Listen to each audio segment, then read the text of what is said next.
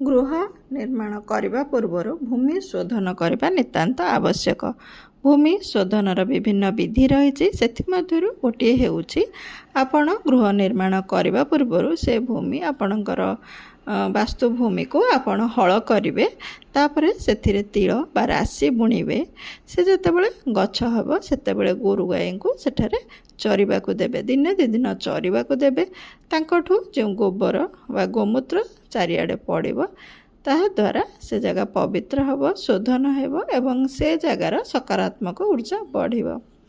आजिकल गोरु गाई एते मिलूना तेबे से क्षेत्र में आपण से जगार हल करी से तिल बा राशि बुणवे से गजा गछ आरंभ हेले तापर सेठारे आपण सेठारे गोबर आ गोमूत्र नहीं चारिआडे पकई पारे।